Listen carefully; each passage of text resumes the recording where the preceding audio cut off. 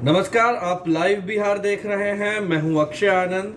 बिहार में अब ज़्यादा दिन नहीं रह गए हैं जब उन दो सीटों पर उपचुनाव होने हैं जिन पर विधायकों के निधन हो गए। तारापुर से मेवालाल चौधरी थे, बिहार में शिक्षा मंत्री भी बने, बाद में विवादों की वजह से उन्हें इस्तीफा देना पड़ा, उनका निधन हो गया। और उसके बाद शशिभूषण हजारे कुशेश्वर स्थान से विधायक बने थे, उन्हें भी इस्तीफा देना पड़ा। महेश्वर हजारे जो विधानसभा के उपाध्यक्ष हैं, उनके भाई हैं और रामविलास पासवान के रिश्तेदार भी हैं। इन दो सीटों पर उपचुनाव के साथ अब चर्चाएं यह भी तेज हो गई हैं, क्या इस उपचुनाव में तेजस्वी और चिराग साथ लड़ने वाले हैं?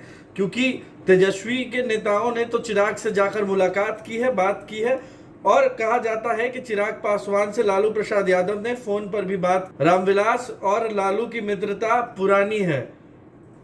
अब इस उपचुनाव में क्यों यह लग रहा है, ऐसा माना जा रहा है कि यह तेजस्वी और चिराग के दोस्ती का चुनाव हो सकता है, क्योंकि इन दोनों सीट के का जो इतिहास है वो भी कुछ इस तरह की ही गवाही दे रहा है। तो चलिए अब इन दोनों सीट और इसके इतिहास के बारे में बात करते हैं और यह जानने की कोशिश करते हैं कि क्यों यह उपचुनाव अब तेजस्वी चिराग की दोस्ती का मिसाल साबित हो सकता है।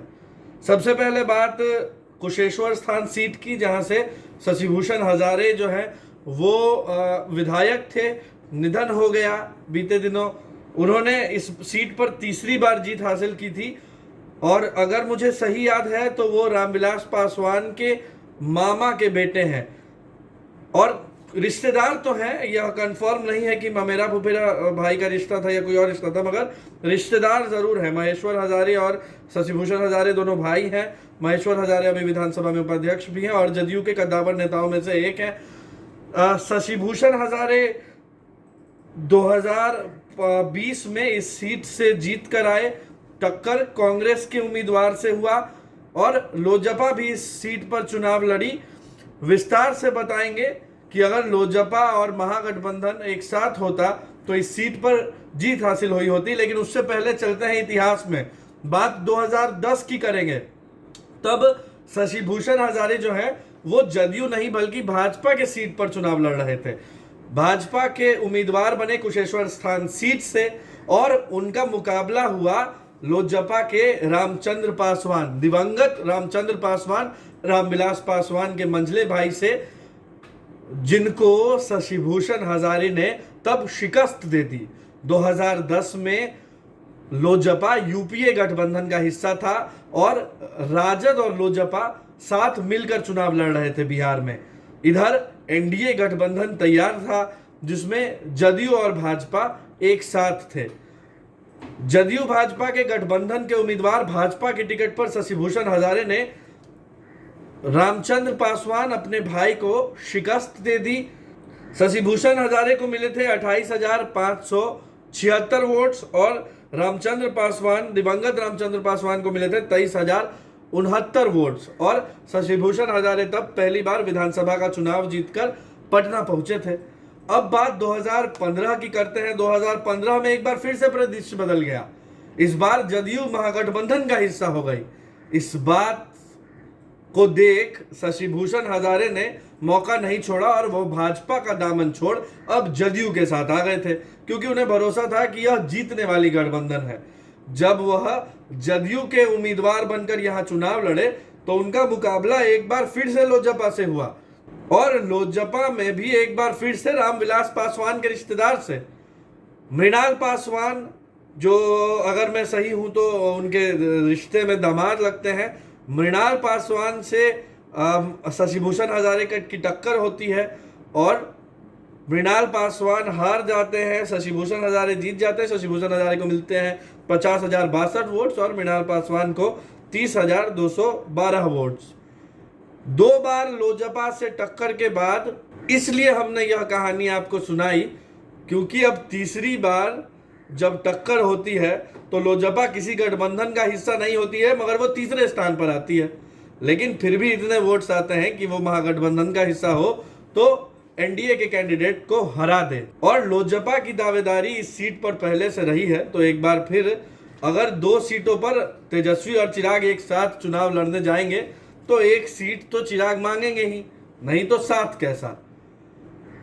जब 2020 के चुनाव हुए यानी कि बीते चुनाव, तो शशिभूषण हजारे चुनाव जीते, उन्हें 53,980 वोट्स मिले।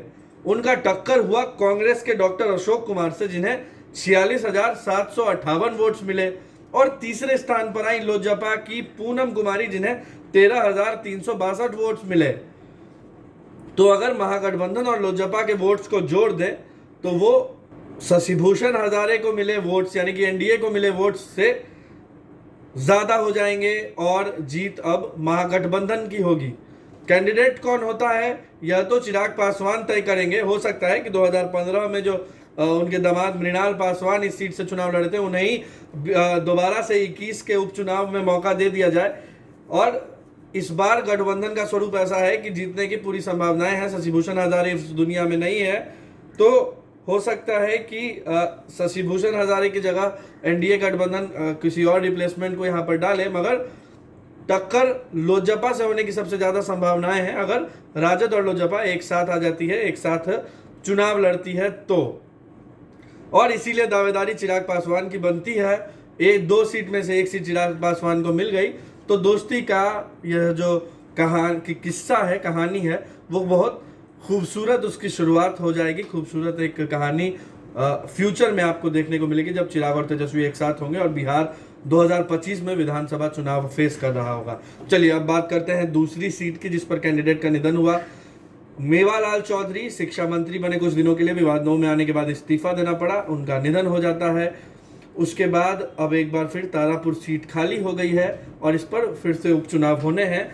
मेवालाल चौधरी की टक्कर हुई थी पूर्व केंद्रीय मंत्री, पूर्व सांसद जयप्रकाश यादव की बेटी दिव्या प्रकाश से। दिव्या प्रकाश को मिले थे 57,243 वोट्स और मेवालाल चौधरी 64,465 वोट्स लाकर जीत गए थे। यहां भी जब सीट जदयू के खाते में थी तो जाहिर सी बात है कि लोजपा तो अपनी कैंडिडेट उतारेगी ही। और यहां पर मीना देवी लोजपा के कैंडिडेट बनी थी, जिन्हें 11,264 वोट्स मिले थे, मगर वो पीछे थी। अब जब बात जयप्रकाश नारायण यादव की बात हो, जब उनके बेटी के टिकट और सीट की बात हो, तो जाहिर सी बात है कि लोजपा इस पर कॉन्टेस्ट करने का नहीं रखेगी ख्याल और आरजेडी पूरी तरह से इस सीट की पैरोकारी करेगी और उसे अपने खाते में रखेगी। दिव्या प्रकाश एक बार फिर से कैंडिडेट होंगी और यहाँ पर भी आप अगर इन दोनों के वोट्स को जोड़ दें, यानी कि लोजपा के प्रत्याशी के 11,000 वोट्स और आरजेडी के 57,000 वोट्स, तो ये 68,000 वोट्स हो जाते हैं, जो कि मेवालाल चौधरी के 64,000 वोट्स से 4,000 ज्यादा है। मेवालाल चौधरी अब इस दुनिया में नहीं है। इससे पहले शकुनी चौधरी, सम्राट चौधरी के पिता, इस सीट से चुनाव लड़ते रहे हैं, एनडीए के प्रत्याशी रहे हैं। 2015 में वो हिंदुस्तानी अवाम मोर्चा के टिकट पर चुनाव लड़े थे, हम सेकुलर के टिकट पर चुनाव लड़े थे। जीतन राम मांझी अब एनडीए गठबंधन का हिस्सा है।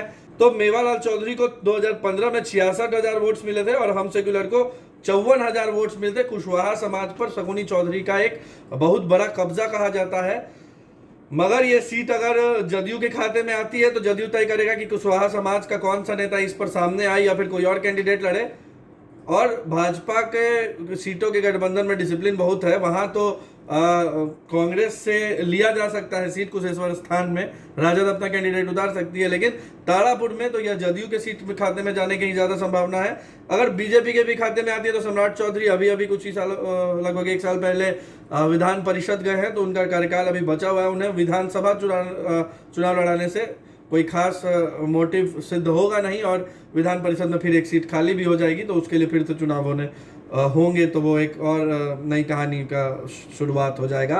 तो एनडीए देखते हैं यहाँ पर किसको फाइल करता है। दिव्या प्रकाश यहाँ से है, महागठबंधन आरजेडी का उम्मीदवार होना लगभग तय है। बहरहाल राजनीति है, राजनीति में कुछ भी हो सकता है और फिलहाल चिराग पासवान और तेजस्वी की दोस्ती की कहानी जो है वो अंदर खाने लिखी जा रही है। और हमने लोगों से भी जानने की कोशिश की, बहुत लोगों से पूछा, तो उनका कहना है कि चिराग और तेजस्वी साथ आएंगे तो समझदार युवाओं के हाथ में बिहार होगा और चिराग जो है वो क्रॉस चेक करते रहेंगे तेजस्वी की गतिविधियों को और एक करेक्ट पॉलिसी बिहार में लागू होना बहुत ज़रूरी है। कुछ लोगों ने यह भी कहा कि अफसरशाही नीतीश सरकार में बहुत ज़्यादा हावी हो जाती है, उसका कम होना भी बहुत ज़रूरी है। बीते दिनों बिहार सरकार के एक मंत्री का इस्तीफा ही अफसरशाही की मानगी को बयान करता है। बहरहाल आप लाइव बिहार के साथ बने रहें। वीडियो अच्छा लगा हो तो लाइक ज़रूर करें, चैनल को सब्सक्राइब कर दीजिए और अपनी प्रतिक्रिया को आप कमेंट बॉक्स में ज़रूर बताइए। फेसबुक पर अगर आप ये वीडियो देख रहे हैं तो हमारे पेज को लाइक करिए और विस्तार से खबरों को पढ़ना पसंद करते हो तो livebihar.com हमारी वेबसाइट पर ज़रूर जाएं। आप सबका बहुत बहुत शुक्रिया। लाइव बिहार यूट्यूब पर सब्सक्राइब और फेसबुक पर लाइक जरूर करें।